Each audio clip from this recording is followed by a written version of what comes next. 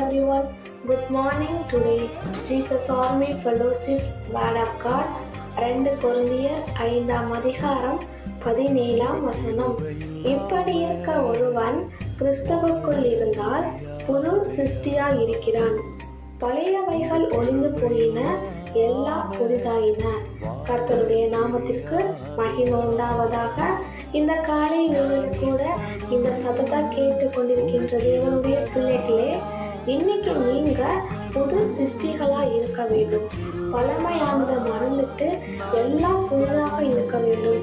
வேதத்துல கூட முந்தினவைகளை நினைக்க வேண்டாம், பூர்வமானதை சிந்திக்க வேண்டாம் என்று ஆண்டவர் சொல்லியிருக்கிறார்.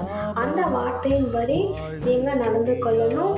கசப்பும் கோபமும் மறந்து தயவாயும் மன உருக்கமாயும் தேவன் நம்மை மன்னித்தது போல நம்மளும் பிறரை மன்னிக்கிறவர்களாக இருக்க வேண்டும். அந்த வார்த்தையின்படி நம்ம நடந்து கொள்ள வேண்டும்.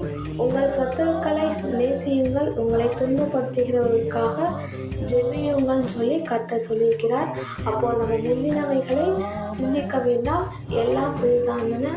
கர்த்தர் தாமே இந்த வார்த்தையை கொண்டு உங்களை அளவில்லாமல் ஆசீர்வதிப்பாராக. ஆமென். God bless you.